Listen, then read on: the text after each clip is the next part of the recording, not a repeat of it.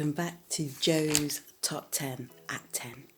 In at number 2. Now, I did a video and I posted it online about this film. It's about relationships. Now, it was gritty, it was intense, and some of it didn't always sit well with me, but I'm so glad I actually sat through the whole of the film while I was watching it on my phone. And because it ended so nicely, it just tied everything together. And even though there was gritty things within it, that question that got me feeling really uncomfortable, this definitely deserves the spot. Now, I was going to put it in. I actually said in the video that I posted last week that I was going to put it in at a shared number 1 spot, but I'm going to give it its own spot at number 2, and there's a reason why, because it follows on really well, follows on into the next film that has got the number 1 spot, so stay tuned. This film at number 2 is called I Really Hate My Ex. Don't get put off by the title. Controversial. There's a lot of melodrama in this film, and it's almost like it's a fly on the wall. It's got this context, this nuance of it being almost like a documentary or a mockumentary in some instances. You may find that as well, and it has this big brother feeling, especially with the opening scenes near the beginning. Not necessarily the opening scenes, but they use the zoom effect.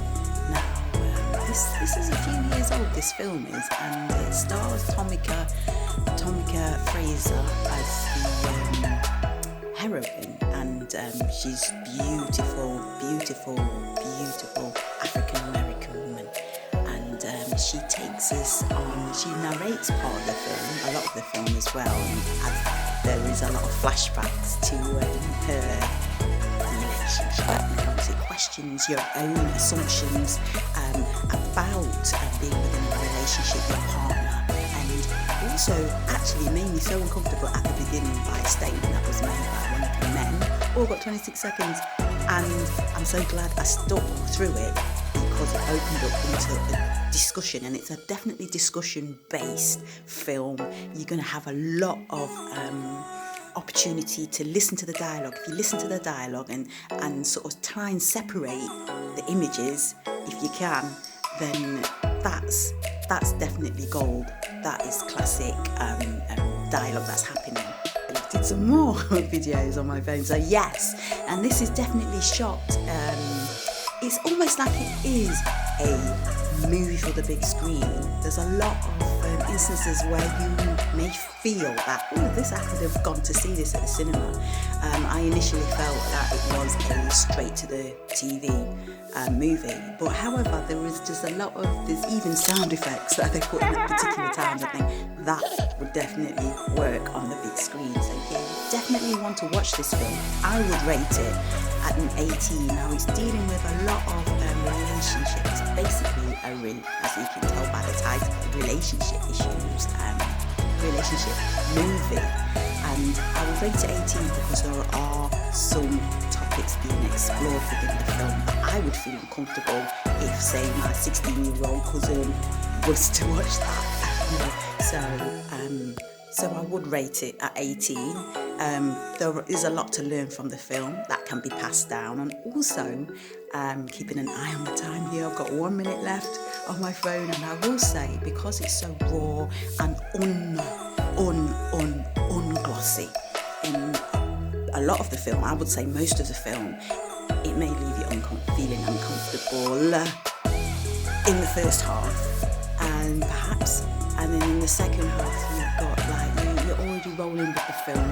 You may be feeling uncomfortable, but you're feeling a little lightness because they're bringing in the comedy more and more. They're bringing in openness, rawness, and you can almost, but you may not want to acknowledge that this could actually happen in real. This is actually happening in real life. So it's being dealt with in a creative, clever, intelligent, as well as humorous way, and an intense way as well. So be prepared. It's 90 minutes long, it's worth your time, and I think it's worth your number 2 spot. Saying that, I've only just recently watched it from last week, and it's had such an impact because it just goes full circle. It's a lovely film, stick with it, and you will be pleasantly surprised, and you will know when that time comes. Towards the end of the film, you will be pleasantly surprised, and it's a very strong ending, so don't skip all the way to the ending. Go from the beginning, because you won't get it. Yeah, I dare you to go all the way from the beginning to the end. In at number 2, I Hate My Ex.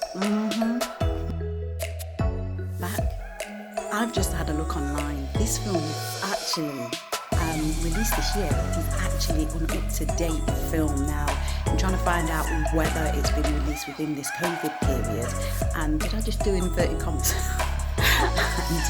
And whether it was meant to be straight to the small screen.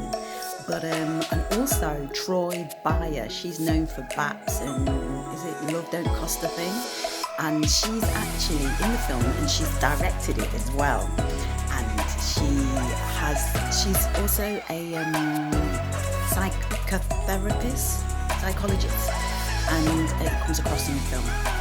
It's definitely when she is presenting herself, there's an Oprah moment here and there. So yeah, there's a lot of nuggets. It's almost like a self-help, self-development, self-well-being film, emotional well-being film. So I would definitely say that. Also from Michael Beckwith. Yes, I said it. Michael Beckwith is in this film, and he is in real life a new church thought leader. He's got the Agape International Centre in California. Anyway,